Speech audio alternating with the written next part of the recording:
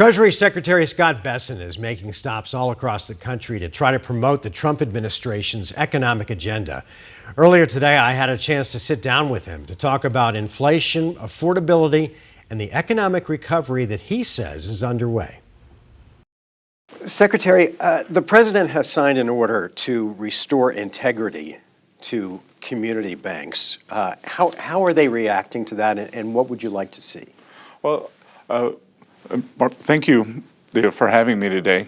And I think the community banks have been very enthusiastic with everything we've done. We've re-emphasized Main Street over Wall Street and small and community banks over big banks.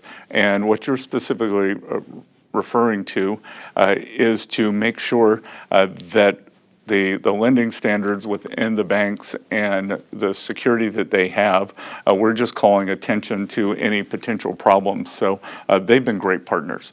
You know, more than the big banks, the community banks, KYC, know your customer, it's frontline. They know their communities, they know the needs, they know their customers. Should community banks, with the pressure that they face today, be involved in the war on illegal immigration?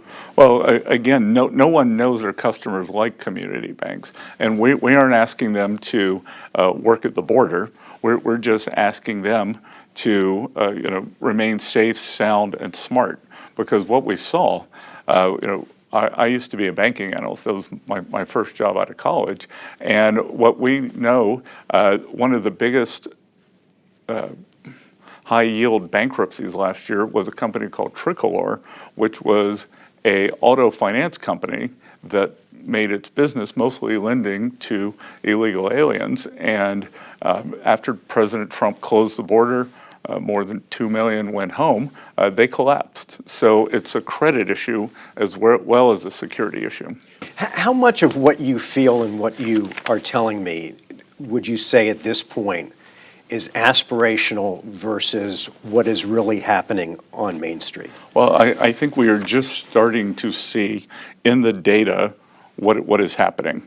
And what we are not going to do is what the Biden administration did and tell people they don't know what they're feeling. It was a vibe session. The meetings will continue until morale improves. We've tried to take real policies, whether it's the tax bill, the reindustrialization, the job growth. We're 15-year high in some of the factory building that we're seeing. So I think we are now seeing the turn. I think it's been masked by the uptick in energy prices, and those will come down. So you get it when people say, there's an affordability crisis in this country, and I'm paying $4.55 for a gallon of gas, and all of those things that allow me to live my life as an American taxpayer.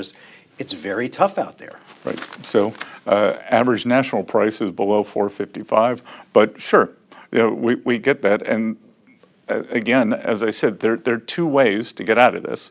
There's control inflation, which we're doing, and a lot of that is through deregulation and lowering tax bills.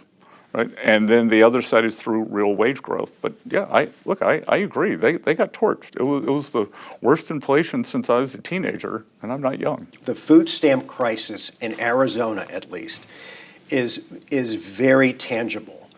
The big beautiful bill cut way back on food stamp availability. What would you say? And listen, I would be the first person to say there was fraud within the system, and I can understand why the administration wants to cut back on that.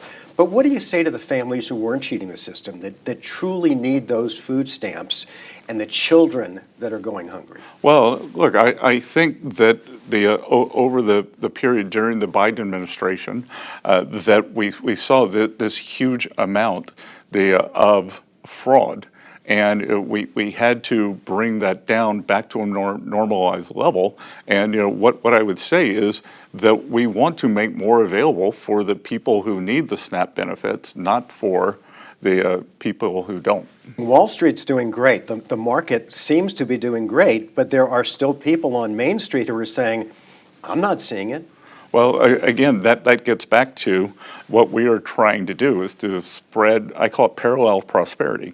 We are trying to get out there and they do that. I was very counterintuitive, but one of the things that we're seeing that AI, which is this technological change that we're going through, is leading to a big increase in, they call it one-person businesses.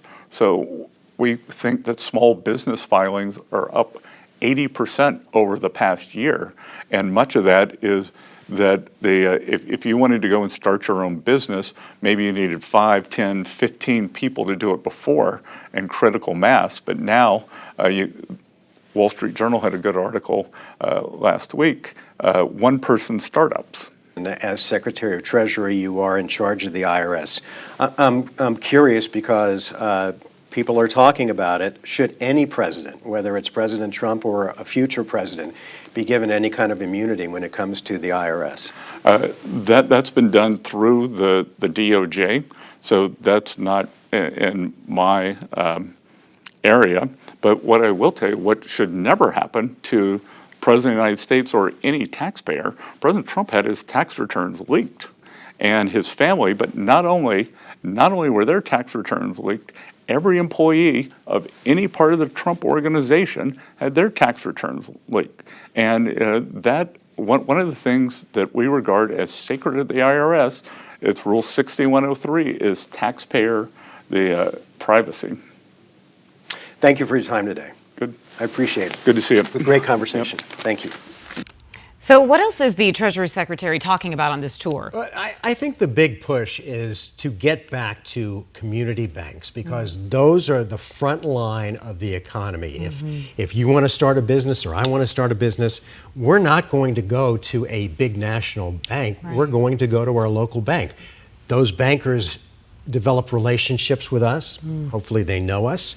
And to make sure that these community banks are propped up and doing what they need to do for the U.S. economy. All right, well, looking forward to seeing more of his tour. Yeah, it's all available on 12news.com. All right. Well,